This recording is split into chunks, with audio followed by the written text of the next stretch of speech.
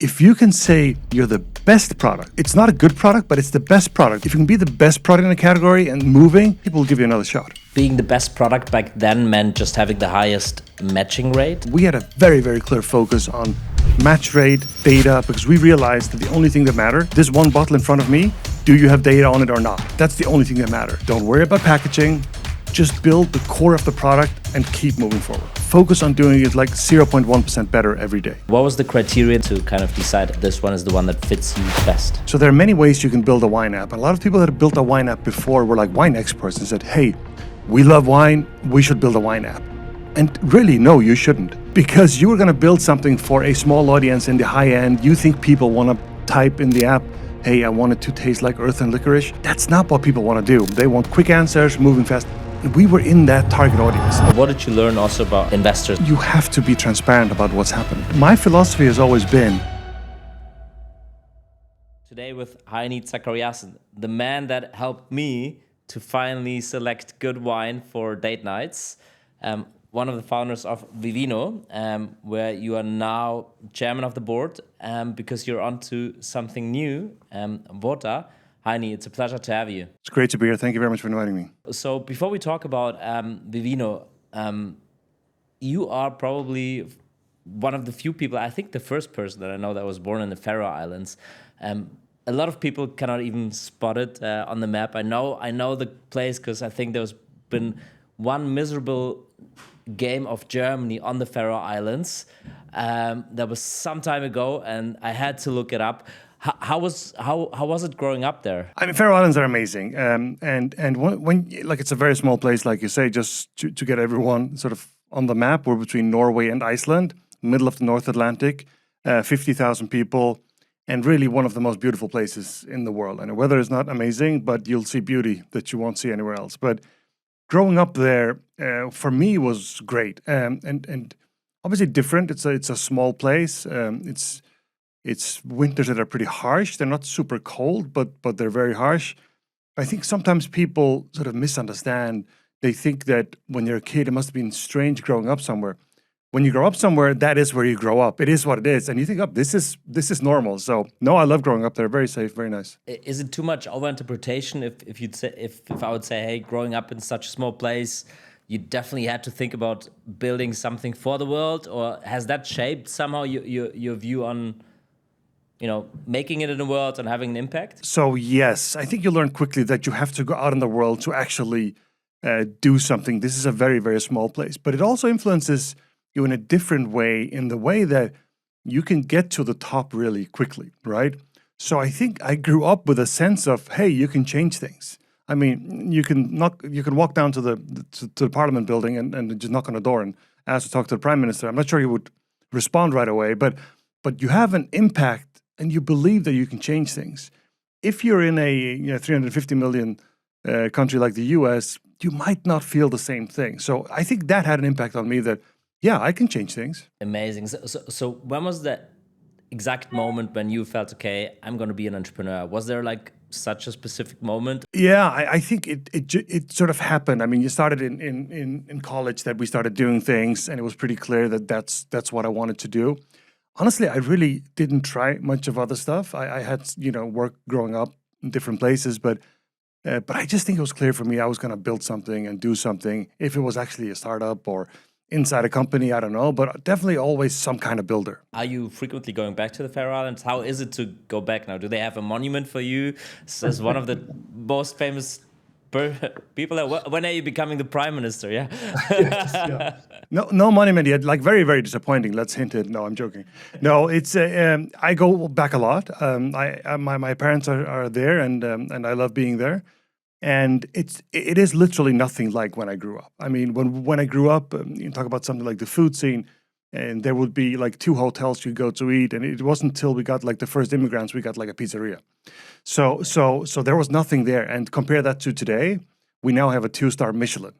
So it's a crazy place in that sense that it's kicking way above its weight in on the food scene, and actually just We're actually building a whiskey distillery up there now. So I have some exciting projects there too. So it's amazing. Yeah, I was about to ask, are there like any business opportunities that you are kind of, is there some sort of giving back that you do there? But you just mentioned the whiskey business. So yeah, no, I think one of the reasons why I do that and find that is that the industry is very much fish there. Everything's about fish. They only talk about fish, and that's how the country makes money, right?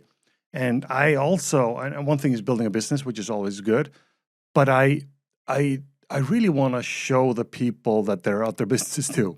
You can do other things that are incredibly, like whiskey, right? Tourism is growing, but the main thing is still anything with fish. So tourism is growing and food and all those things. And now I think this could be a good way to do something else. I want the islands to thrive, and to thrive, you need to diversify. Otherwise, it's way too risky. Yeah.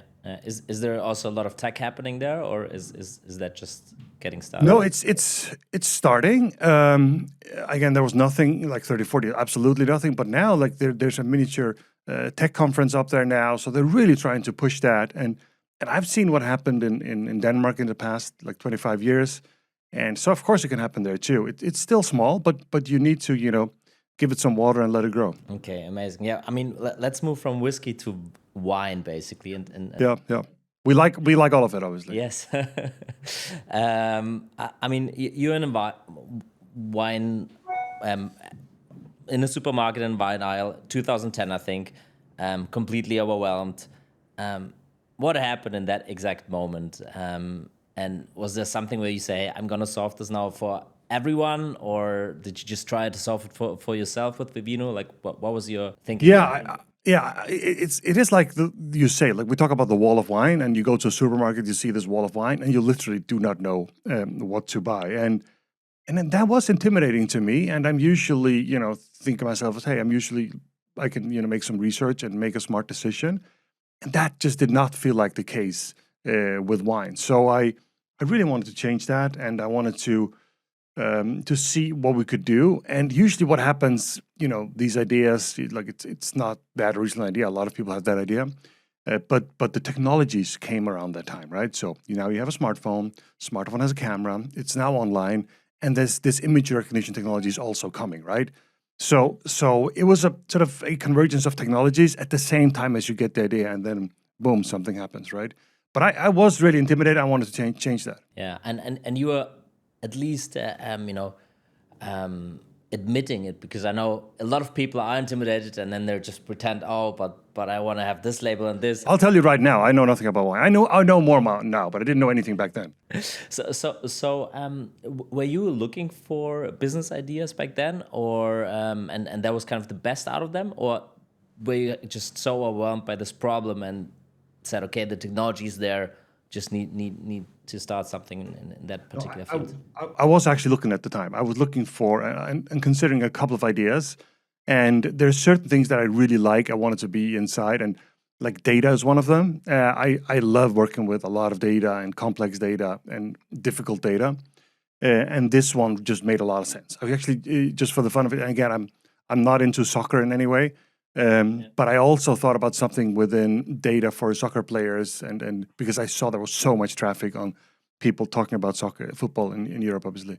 And I thought about doing something in that space. I think, I think now wine was probably the right choice, but the other thing would also have been fun. That's actually such an interesting point, because you not only have to think about the business opportunity and the timing, but also about the fit of the founder to the business model, right? So, and we'll talk about your new startup in a sec. But what was your thinking there? What was the criteria that you applied to kind of decide between all the business opportunities that you had, that this one is the one to go, this one is the one that fits you the best? Yeah, I mean, it is a great question, and a similar question I get a lot is like, why did Vivino succeed? Meaning, what was it that did that? And people don't think about this, but we were not the first wine app. There were around 600 different wine apps in the App Store when we built Vivino. So why did we succeed?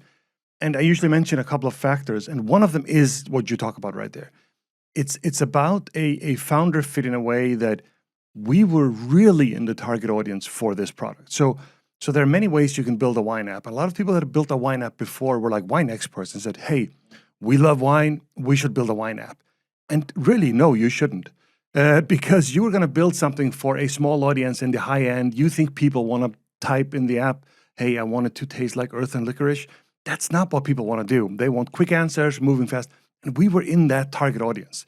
So that fit was extremely good for Thijs, my co-founder, and I. So yeah, I think that's incredibly important to really understand what you're building and who you're building for, and we were in that audience. Yeah, I mean, naivety is such a big asset, right? So a lot of times, if you're too deep in the industry, you don't think of solutions, you just see obstacles and problems. And if you don't even know about the problems, we just build things from scratch, which might even be better, right? So I think that's what you did there. I mean, people in the industry thought I was insane, right? I mean, I remember specifically someone came up to me and said, hey, so what do you want to do? You want to focus on an area? What are you going to do? I said, no, I want to do the entire world.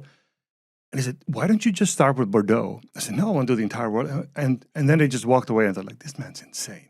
So there's so much wine out there, right? And that's what they thought, and it's fine. I mean, let's maybe put things into perspective and talk a bit about how big Vivino is now. I mean, over 70 million users, raised over 220 million in capital. You have built the world's largest wine database with over 15 million wines, right? So that's where the company is now.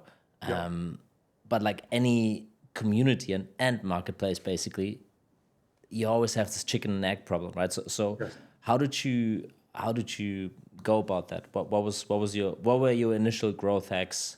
How did you think about getting the word out? Yeah, I think so. First of all, for us, it was all about product, right? It's all about building the best possible product. I mean, in a consumer space, it is a lot about always doing the right things and then having some patience. For us, we did all kinds of hacks. Like, for example, we needed to have seen this bottles of wine before we could even match them, right? So we would literally do that manually. So people go into a store, we didn't know the wine, it went to a team that matched it manually, found some data, and then we went back to the user. Could be minutes, could be hours later, and so on and so forth.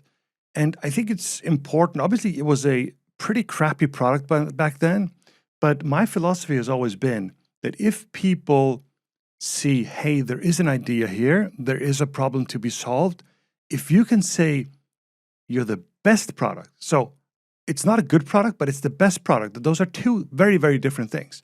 So if people see, you know what, I think these guys might have a shot, I'm going to try this product. It's really not very good, but I'm going to try it again. So if you can be the best product in a category and moving, people will give you another shot. Being the best product back then meant just having the highest matching rate, or what was the best product back then? Yeah, I think that's another key question, meaning some people just focused on different things. We had a very, very clear focus on match rate, data, because we realized that the only thing that mattered was for the user, this one bottle in front of me, do you have data on it or not? That's the only thing that mattered. Others would build beautiful products. Apple loved them. They featured them. But there was no data. It was just an empty shell. They were featured in the App Store. Apple hated us. It's like, everything they do was so ugly. But we thought, what is the core of this product? And then we focused on that. And that's another thing, like, don't worry about packaging. Just build the core of the product and keep moving forward. Okay, and your core obsession in the very beginning was making sure that the main use case, people take a picture of the wine, they get a response what that wine is. And as much data as we could get. Like, if we didn't have a rating, we didn't have a rating, but then data about it and so on. And there was like a magic thing on that. So yes, that was very much the focus. And obviously it's not binary, right? Because like we said, there are 15 million wines out there. So it's just about taking that ratio up. When we started, I think we said we knew 30% of wines. It's probably more like 10%. Don't tell anyone. But we saw something happen when we got to like around 2/3 of the wines were matching. So once you get to 60, 70%, people get to, okay, wow, this product now works more than it doesn't. And then something happened. Okay, cool. And how did you think about building, like back then you basically just had there was a time of Shazam, right, where you could kind of, that was maybe the closest competitor almost, not visual, but you could kind of listen to music. We were called Shazam for wine. Yes. Yeah, now Shazam is called Vivino for music. No, I'm joking. I was about to say, because that is a really good comparison, because Shazam now, if you look at the app, is almost identical than it's been kind of 10, 15 years ago, right? Whereas the Vivino app really developed over time. So you made some strategic decisions. How did you make them? Because you could have stayed just, this wine matching app, but you decided to do more with it. Like walk us through your thinking there. Yeah, I think the core thing really was, first of all, you have all these users, and at some point you got to monetize them. And our monetization model was always, hey, we're going to build a marketplace, and that was sort of forced. We have to do that at some point, and that was a part of the evolvement. And I think there's one thing which, again, you get so many surprises on the way. So we had sold the story that, hey, what's going to happen is people are going to find a bottle of wine, they're going to scan it, and then they're going to buy. And so because there's going to be a big green button, they're going to keep buying. And then once we launched it, and we're like 5-6 years in here, we realized that users are not going to do that. Like, holy shit. So our core use case, our biggest use case, at that particular time, people did not want to buy wine. So that was a huge surprise because for us. They're already standing in the supermarket and looking. Yes, exactly. Different reasons. Maybe they're with friends. Maybe it's just not right now. So we had to do a little bit of a pivot there to say, okay, now we got to find them when they buy wine. Now we're going to build some features to help them find wine, right? So we built like a wine explorer saying, hey, I want to spend $30. I want a red wine. What's the best you can give us? And recommendations. All those things we have to build fast because we thought as soon as this green button comes on, they're going to buy like crazy. And they really didn't. Okay, so that's one thesis that didn't work out. Yeah. What are some of the theses that you felt, or maybe that you didn't even have, that actually ended up working out? I mean, that's a good question. I mean, honestly, the growth of this thing was crazy, right? Once it started going, it went really, really fast. And I think when I tell, it started, so like 2 years of like not much. And then we said, okay, maybe there is something. But then 3-4 years in, it really started going. And when I talk to people, maybe someone wants to look at the company, boom, boom. And then they say, hey, how much do you spend on marketing? And I can literally say, like, it's almost zero. And that was a big surprise, that the real growth engine, I've never seen product be so strong before. I mean, it is 70-80% word of mouth. And that's incredible. That is really incredible. There are a couple of boxes that match with this product, but it's really incredibly strong growth, which is an amazing engine, right? So obviously that's something that everyone wishes for, but only very few achieve it. I mean, you had to achieve it in a way because you couldn't monetize, so you weren't able to pay for marketing. So you had to kind of go to church, pray that it goes viral. But how did you? Were there any hacks where you felt, hey, this is where we increase the likelihood that it goes viral? You cannot plan for it, of course. Or was it just really obsessing about this matching rate? Yeah, honestly, it was really obsessing about taking that experience and make it better. And this is great, but it's also problematic, right? Because you try and build things around it, other features and so on, and like nothing else becomes important, because all the resources almost need to be, double down on improving that experience, because that's where the users are. So it's a little bit of a two-edged sword there, and there's a risk of you only optimizing that. But that's really like the speed of it, the accuracy of it, the data we gave. It all helps, right? All helps a little bit, but it becomes trickier to build things around it, because compared to the scanning, not that important. Yeah, and tell me, because like most of the consumer people and consumer founders that I know, they're inherently impatient. That's why they're in the consumer business. Every day you get feedback, right? You sitting there for 2-3 years, barely making a move, then you launch this green button, still no revenue. That must have been A, somewhat frustrating, and B, now you feel the pressure, right? So how was it to be an entrepreneur in that particular situation? It's not necessarily easy always. There are a couple of philosophies there. First of all, go to work. When you work on a product like this, focus on doing it like 0.1% better every day. So many other products, you build a feature and then you expect it it's going to grow by 12%, or this and that's going to happen. When you work with big data, You have to do these small changes all the time, and then you hope you get a little bit better every single day. But then there are tipping points. Suddenly you start growing faster because there was some tipping point. I think that's important. The other thing which I very, very much have is that be short-term impatient and long-term patient. Because if you're only long-term patient, you don't get shit done today. So we're playing the long game here, but we want everything done today still. So that's really a mindset I have, and I think a lot of startups need to have. So you basically have still this daily urgency, but no pressure to kind of have those quarterly, annual results whatsoever, basically. We got to improve all the time. And also in the early days, be very careful with setting very, very clear goals, because you just don't know. You're going to set them too high or too low, and none of them are very good. Focus on growing. Focus on growth all the time. Say, look, we started here. We're 25% up now. Let's keep going.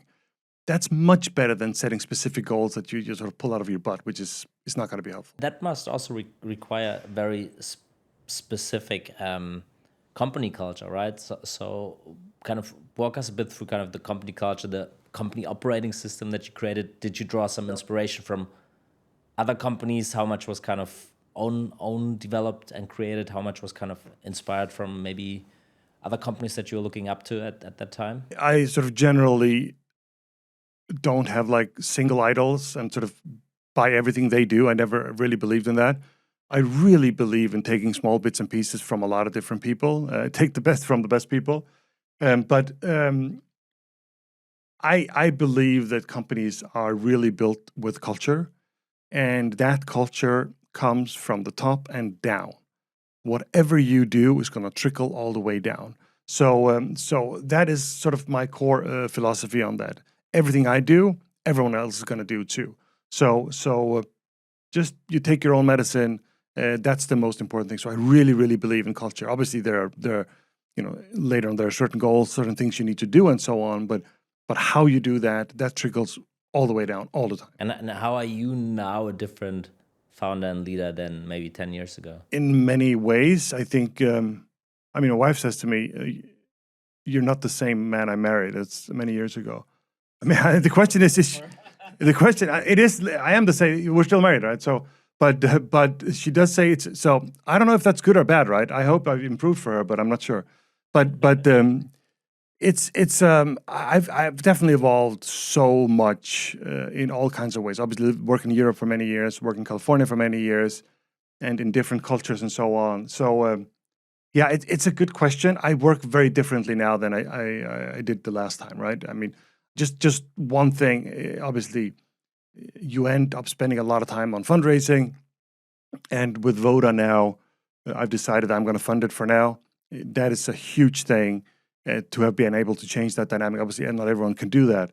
But it makes you work different and so on. And I've just learned so much. I mean, when we started Vivino, my co-founder, Thijs, was definitely a much better product person than I was, and he still is. But I have improved a lot, right? So I'm just extremely focused on the user and the product right now. So I think that has evolved quite a bit. The first big question is always, why do you feel this urge to start a new company from scratch? And then, why this particular business? I think there is a clear problem that needs to be solved, right? So let me just give a very short intro. So what we're trying to do is build sort of the Michelin guide for the people, meaning quality ratings on every single restaurant in the world. That means your pizzeria, your kebab house, everything is going to have a rating, community-based, but high quality. And I think every place deserves that. So that's fine. So why? I think there is a problem. I don't think these ratings we have right now are good enough. Michelin is amazing, but that's like 0.07% of all restaurants in the world. That's not going to do it. Google Maps might be the best out there, not good enough. TripAdvisor's out there, Yelp's out there. I just don't think it's good enough. Now, what's the problem that you see? Or what is broken with those ratings? It's just the outcome of the rating system and the way that works. It just doesn't give good ratings. So here in Copenhagen, where I'm based right now, we have a pizzeria down the street that has a rating of 4.7. Okay, good. That must be a good pizzeria, right? In the center of the city, we have a 3-star Michelin, same 4.7. That doesn't make any sense. And that's all over. So can you build a rating system that's better? then I want to sort of take it a little bit to the higher level here. Look, I really like markets where where I know there is a demand already. So going to a space that is crowded, and when people say, "Hell yeah, there is a problem here," they might think I'm a little crazy trying to think that I can solve it better than anybody else. But that's the way. But I love competition. Sounds maybe a little bit weird, but I love competition because then you know there's a market, and then you can make it better. So you're the antithesis to Peter Thiel, who goes from 0 to 1 and always wants to go to build monopolies. I mean, monopoly is such an evil word, but I mean, small verticals where you become the best. Yeah, I do like that. Yeah. I mean, the one common denominator between both of your businesses is obviously ratings and community, right? And I think your example is really compelling with those 4.7 for both the pizzeria next door and and the Michelin star restaurant in the city center, because ratings are always very subjective. And I have so many restaurants where people would rate low because they think it's too expensive. For instance, it's still superb food, but it's too expensive. Or what I'm trying to say is, different customer segments have different things and priorities. How do you look at that? How do you solve for this? So you've tried the app, right? Yeah. So I'm gonna turn this around right on you. So the way we do it is different, right? Because we match restaurants against each other, and that makes it a little bit more tricky, right? So when you tried it, when you go to like a okay pizzeria and compare it to a 3-star Michelin, and we ask which one is better, I mean, I don't think there's any doubt. What?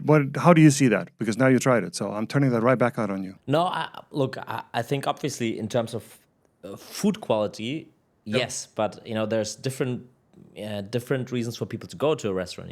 Some go there for the vibe, others go there for with their kids, others go there for a date. Then again, others just have set budget and say, hey, this pasta was not 4x the price of next door's pasta. It was 10% better, so I think the other restaurant is better value for money. So that's I think. But it doesn't change that the other one's better, right? So we're extremely, and this is really relevant. I think this is a great discussion, right? We specifically say, please ignore price. Tell us where you had the best quality and experience. And I think that question then it becomes really hard to game, and it's hard to build in there that this should have cost less. Yeah, it doesn't change it. So we at least find by now that people do know how to rate that, right? But it's a very interesting problem because the way we rate wine is very, very different to restaurants. It's like day and night how people see that. So coming back briefly to both Vivino and Vota, like with Vivino, by the way, both start with a V, so maybe there's a common... Yes, maybe there's something there. Yeah. Maybe there's something there. You talked a lot about data and obsessing with data. What are some of the big insights or learnings, for instance, from... Let's stick with Vivino because you have way more data there. That you found out. Yeah, I'm not going to give you all the secrets. No, I'm joking. It's I mean, when you work with big data like this, we talked about earlier about patience and so on. That becomes even more important. You really need to, when you work with these data sets, this is going to take some time. And one learning is just keep going, keep building. And going back to what you said earlier about Peter Thiel, this is how you create real moat.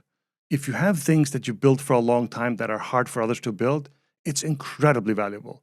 So I encourage anyone who's building some kind of tool of some sort. Hey, is there some kind of data component you can build that not everybody else has? That can be extremely valuable. So that's definitely one learning there. But obviously, it's changing a lot with AI. So when you build the data, you have to use the latest tools and so on. Obviously, that's always that. But yeah, I love data. I think it's an incredible mode for a lot of startups. Okay, and is there like any big consumer behavior or consumer insight that you found out where you say, wow, I would have never thought that, or were you at any point kind of intrigued to buy up some of the best and undervalued vineyards? I mean, the cool thing about data, and then you combine it with community, is scale. It's because it's almost what you said just before, is that the scale, if you combine community and data, it's just incredible. Let me give you an example, right? So with Vivino, the sort of competition was the more high-end things like Wine Spectator and Robert Parker, and they would rate the wines and give them a score. So they would rate on a good year 20,000 in a year, right? We got 100,000 ratings a day, right? So you might say maybe the quality isn't quite as good. That is true, but you do 20,000 a year, we do 100,000 a day, which means we get to every small vineyard in the world. So it's incredible to combine those things, and if you can build some amazing data and really find the winery that's like, wow, this is amazing. Only 5 of our users have been there, but it's obvious this is a great winery that nobody's heard about. What was actually the relationship with the wine producers, the vineyards? Like, did you reach out to them? What was their feedback? I'm sure, some probably cheered on for you to succeed. Others were like, "Oh, why did he rate us so poorly?" Like, what? But tell us a bit more about that relationship. Yeah, I think it was very mixed. I think there's one important learning here right away is that when you build a product, find out who your audience is and who are you serving. When we started out, and that's not the case today, but I'm saying when we started out, and you can only have one when you start out, it was the wine drinkers. So you should not be building a wine app for the wine drinkers and the wineries and the merchants when you start out. That's just not going to fly. And ours was very, very clearly the users, the people that drank wine. This is key when you build a startup. Our relationship was always good. It was different in the high end. They didn't care much because they would have all these ratings they got from other places. In the more volume game and the smaller producers, I mean, this was a godsend because nobody ever noticed that small winery, and our users came in there and said, "This is good stuff," and they loved it. How was that transition from community to marketplace, so to say, or to kind of also monetizing? Because I know that's where some communities do struggle, where people are like, "Hey, you're making money with my data," or you used to be just a user-generated content platform, and now you're an e-commerce player. Was that something that you had to grab with, or? I think it's something you have to take very seriously. I think it's always going to be a struggle. I mean, in a platform like Vivino, if you don't have trust, you don't have anything. So don't ever mess with that trust. So that's key to everything. I'm not saying we're perfect, but we did everything we could to make sure everything was clean. But apart from that, yeah, it was sometimes tricky. Why is this wine being sold right now? Is it because you make money on it, or what is the deal here? We really want to.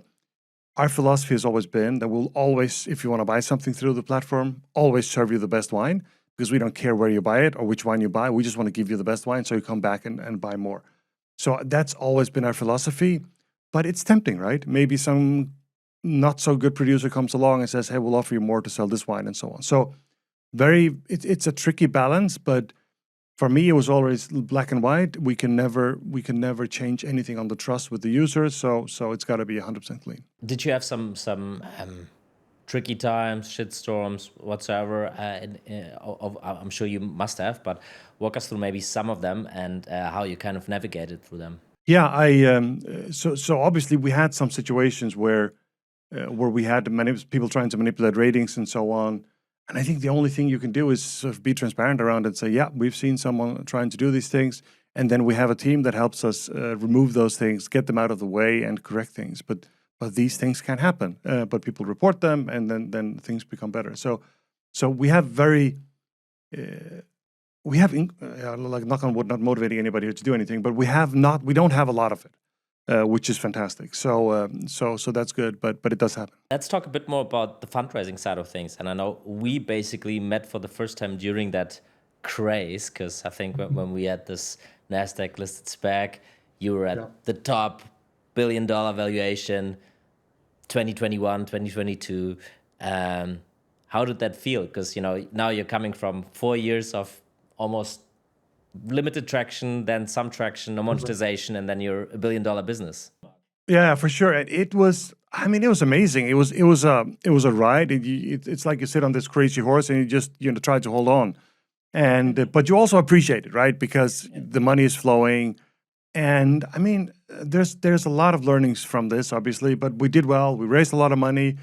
Everything's good. The problem is what happens when the market turns, right? I think that's maybe even more interesting to talk about, is that then what happens is you have a lot of money, and now the market's turning. I think the first learning there might also be something about, we sort of really believed that what happened during COVID was going to keep going. This thing about, hey, e-commerce has now, it's a turning point. Wherever e-commerce is now, it's going to stay there. And that just wasn't true, which meant that this was really a like positive bump up on e-commerce, and then it went back to the whatever growth line e-commerce had. And that's a problem when you raised a lot of money, and now you're going to not only grow this fast, you're going to fuel it with more money. So what happens there is you spend more and more money, and then your revenue starts going down. And that was in your case, you started spending on marketing where you before that didn't. You started building out the teams, but then... And they didn't do anything. They did a lot of work, but it just didn't do anything. The revenue didn't have an impact, right?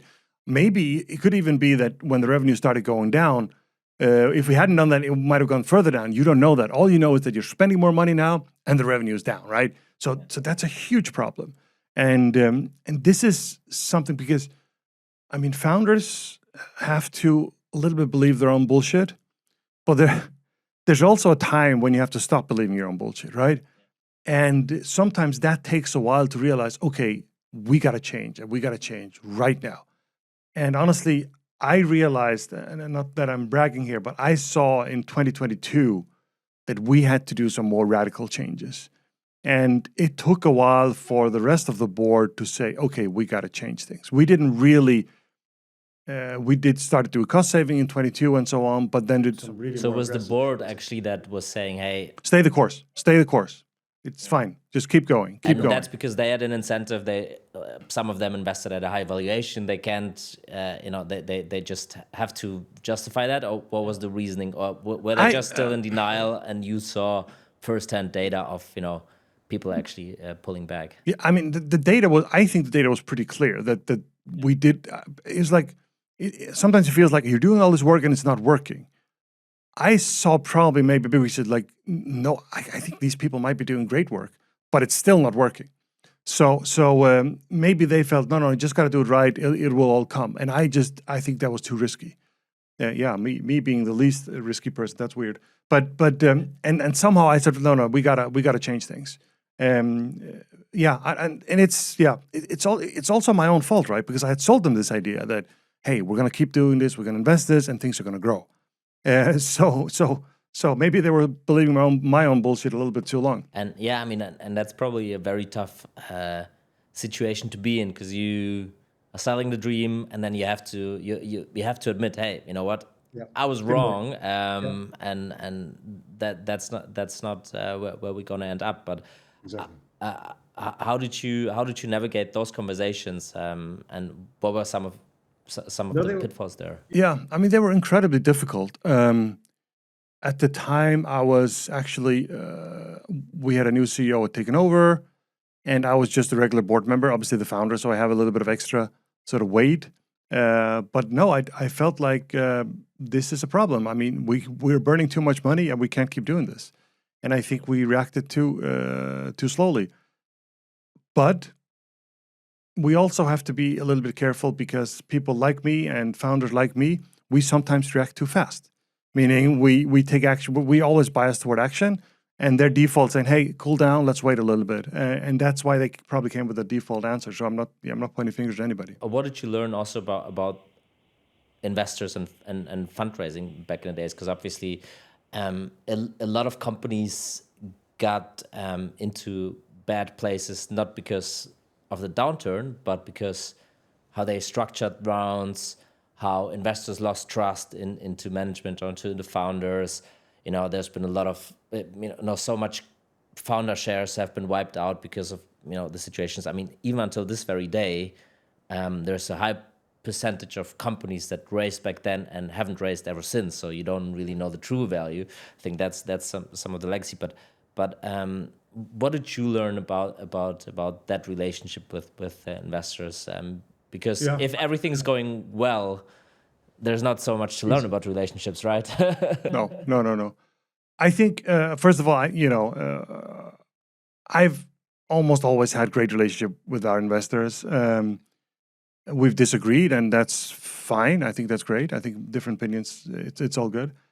But I think there is one truth that becomes very, very true in that situation, and it is that you have to be transparent about what's happening, because if you sort of somehow, not cover up, but do things where they don't see the real picture, and then they later realize, okay, the reason the revenue didn't fall here is because you spent a lot more money on marketing and whatever.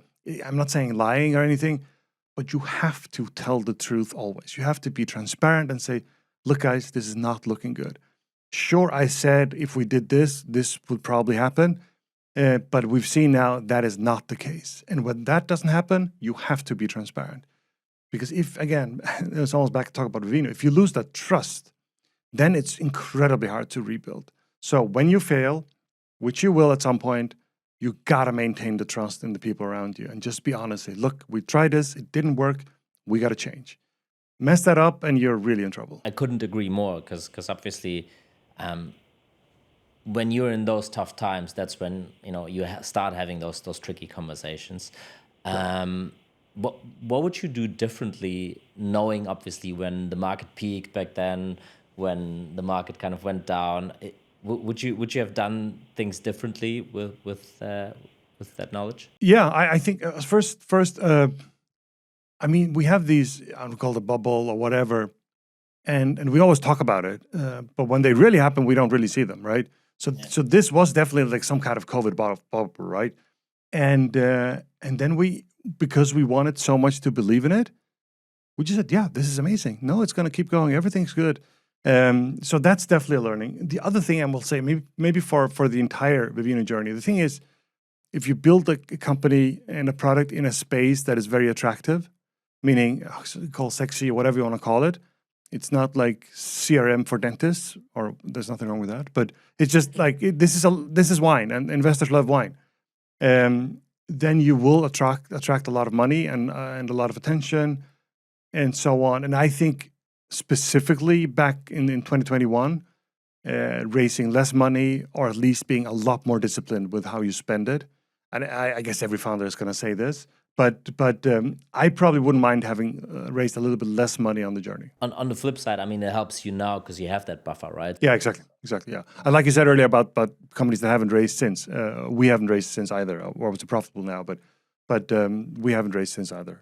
So and who knows if we could have, if we burned through all our money, or if we had to, it would have been really ugly. Every investor and everyone who watches the markets will actually tell you it's so hard to kind of tell when the bubble is there, right? Because even now, I think looking at the stock markets 1.5 years ago, everyone was like, yeah, this is peak.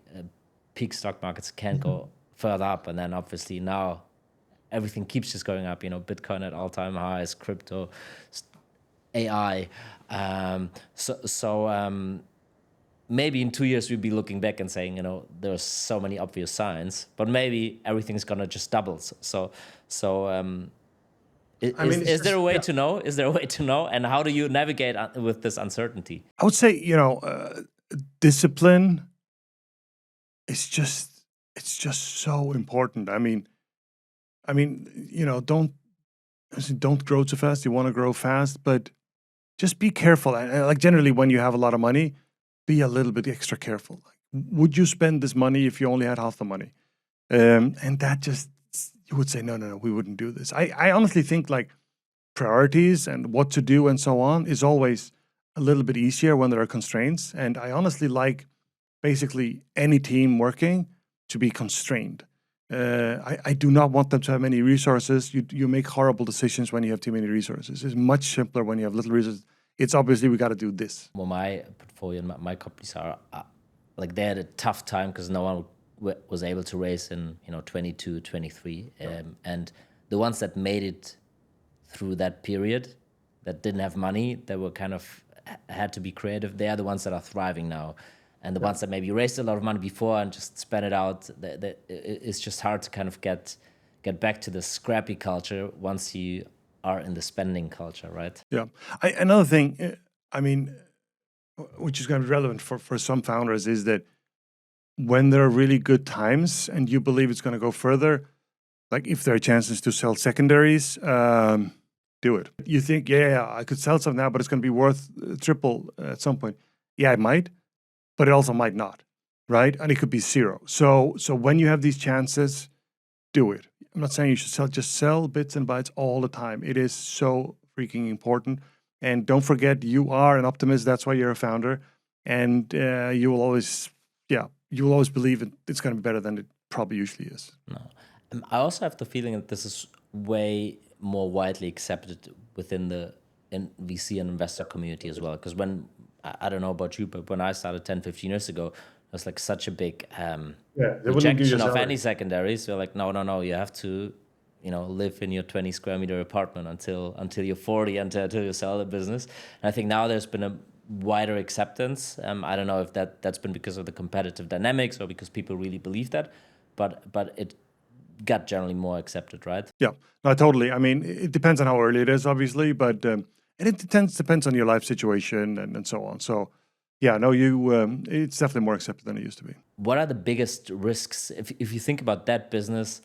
What are you paranoid about? What keeps you awake at night? Right now, I feel pretty good, but always a little bit worried.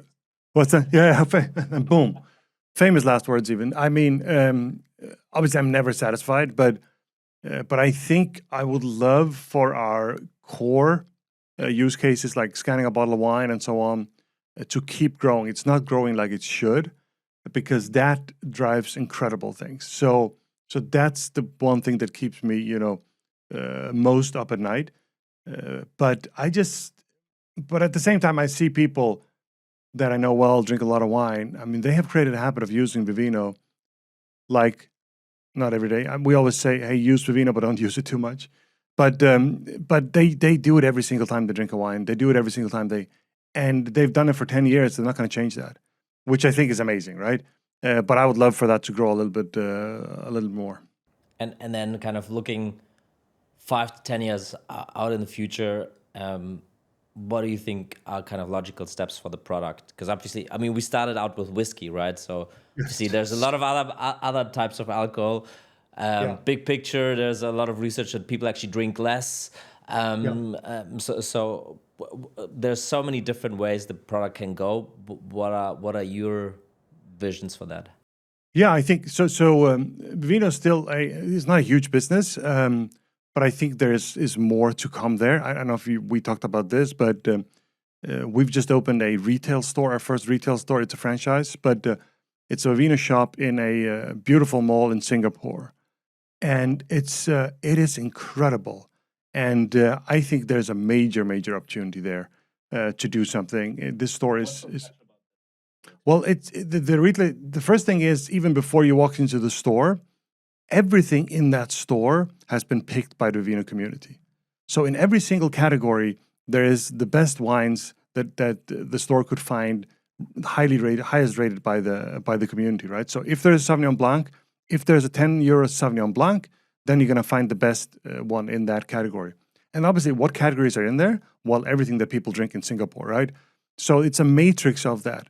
But then you walk into the store, and then maybe the only store in the world you don't have to use Vivino because the data is going to be everywhere already, which means that it's like once you've been in that store, you're not going to go into another wine store again. You're going to be just like, okay, use Vivino to scan every bottle in this shop. No. We've done that for you. The rating, all the data is right next to every single wine.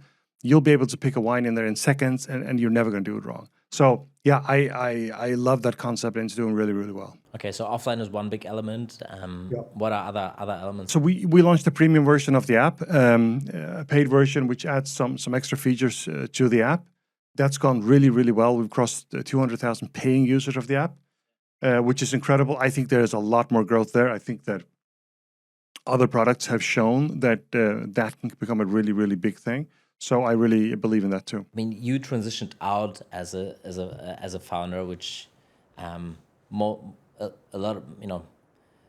lot of people do, but not all kind of in the best spirits. Or some are burnt out, some are fighting with the co-founders. I mean, it feels like in your case it's been a well thought out decision. At least out in the open, it has been, right? No, it's been fine. It's been fine. How did you make sure kind of you keep the company in good hands? It's not an easy thing to do, obviously, right?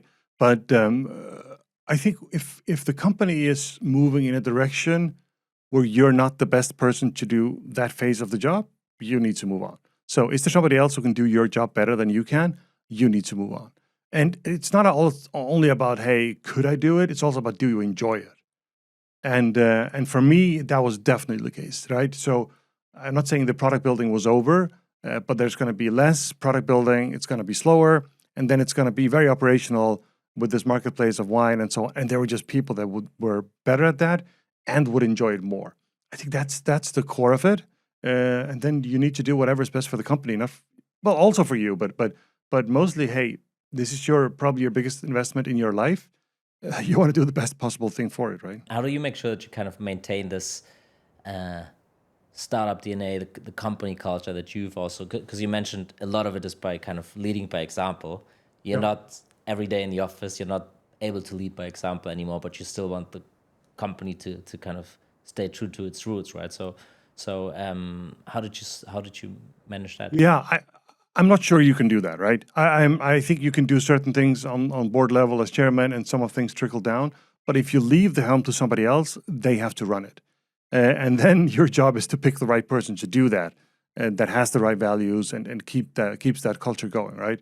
So other than that, it's tricky to do. But yeah, you gotta pick the right people, which is always also tricky, obviously. Yeah. Before the podcast, we also talked about, you selecting again and again a space where you are really the underdog. You're competing with the giants. Yeah. So many people don't have a lot of apps. Like it's Google, Meta, what have TikTok maybe nowadays, and a handful more. You're competing with them. You're competing online on SEO with Google that has a rating business in the restaurant space now as well. Why? I mean, probably the answer again is Matt. But how does that also shape the way how you run businesses? Having this mindset of, okay, we are the small kids. Yeah. Coming back to kind of your background from Faroe, right? I'm from a very small place. So I have that little bit underdog mentality. That's definitely something. But when it comes to culture and leading people, it's the best rallying signal ever. It's like, yes, we gotta beat the biggest. We're the little one. Let's go. So I love that as a way of getting people motivated. So no, definitely something that I embrace, but also use. Right now that you're building Vota, I mean, you probably build it in a slightly different way. Because I mean, for instance, when you were building Vivino, you're at a different age. When I remember when I started my first company, it was like a bunch of 20-somethings. Yeah. Now, if you build something, you probably have a different company culture, different way of doing things. So how is it different now to build a company versus 10, 15 years ago? From a team, but also from a tech perspective. Yeah. I think if I was going to put tech, let's do that secondary because that's a big one. But from a team and behavioral, I think I would put one word in there, and that's confidence. That I have a lot more confidence right now. I feel like I would listen too much to investors and to the people around me of what to do, what not to do. I definitely had my thing, but now I'm a lot more confident. I listen to our users and really focus on that. And I mean, always remember, yes, you should listen sometimes and you should not listen sometimes, but do remember the founder is the one who knows this business, this audience, everything best. That's really, really important. And all good investors know that. So they will pitch in and say, hey, what about this? What about that? That's fine. And if that isn't the case with the founder, that founder needs to go, right? So you have, and I just have a lot more confidence in that. Like building Vota now, I spend hours in the app like every single day, all the time. And someone who spent 7 minutes in the app and says, oh, you should do this. Yeah, fuck off. I mean, it's just, no, you do not know what you're talking about. Look, I will listen and so on, but the people that really do the work, they know best. We can talk about technology. You want to talk about technology too? Yeah. I mean, everything's upside down, right? And what we're building now, we're building in a completely different way than we did before. Every third word here is going to be AI, but AI is a game changer on all levels, right? When it comes to building the data for this, when it comes to how we develop this product and so on. And there's no, oh, we're not going to use that. That's not possible. So everything's upside down, and which means you can build with smaller teams, you can get more done faster. But always remember that so does everyone else. So it's always a race. So that's just the way it is. Yeah, yeah. But it is definitely I'm not sure if you see that as well. But especially like 10, 15 years ago, when you had to build big teams to do things, you would just spend way more time on managing people, right? Keeping people aligned, getting the right OKRs and just, everyone, like people are human, so everyone would have issues and feedbacks and growth trajectories. And nowadays, by being able to build products and companies with way fewer people, you can actually allocate more time on actually building versus managing. I don't know if that's your experience as well. 100%. Yeah. It means that I can. It's more fun in a way. Yeah, for me, other people like other things. Yeah. I like this. I like managing people in a way where we build stuff together. I like managing people that are independent and we build together. I think that's amazing. All the other stuff, try and avoid it, huh? What would success actually mean for you in the business context? I mean, one of the reasons why we built Vota was because I wanted to find a good kebab in Copenhagen. Not the good kebab, there's a lot of them, but I wanted to find the best kebab in Copenhagen.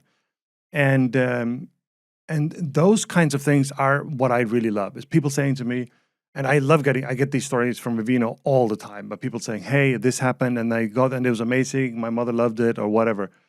And starting to get those stories that said, look, I was looking for a place. I came to Barcelona, I was looking for a place, and it really helped me. I mean, that for me is satisfying more than anything else. Obviously, we need to build a financial success, but for me, it's all about building a product that changes how people do things. And if we do it well, I think Vota can do that. It's going to be incredibly hard, but I think there is a chance of that. Final questions on zooming out from your particular business. How is, from your point of view, the whole ecosystem for tech startups changed over the past few years? Maybe more globally, but then you've been building both in Denmark. You had an office in San Francisco with Vivino. You're now kind of building again from Denmark. How has that changed? It's changed a lot. Obviously, I have a gray beard now. I'm plus 50.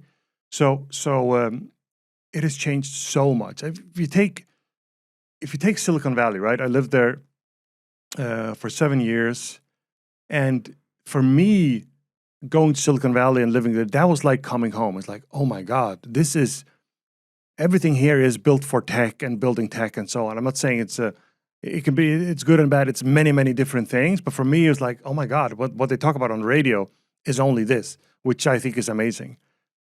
But how Europe, not all of Europe, but parts of Europe have come and incredible growth, more in the north than in the south, I think. It's just incredible to see. And it doesn't happen equally because you need people to say, yeah, we're going to do this now. And then it takes, 10, 20 years. And that has happened in a lot of cities in Europe. And it just gives so much back to the community and to people who live there, right? So let me give you another example. This week here in Copenhagen, there was this conference called Tech Barbecue, which is the big annual tech conference here, tech and startups. And I was there the first time, right? And it was literally a tech barbecue. You brought your own meat and you did it on a barbecue. And now it's a massive conference, right?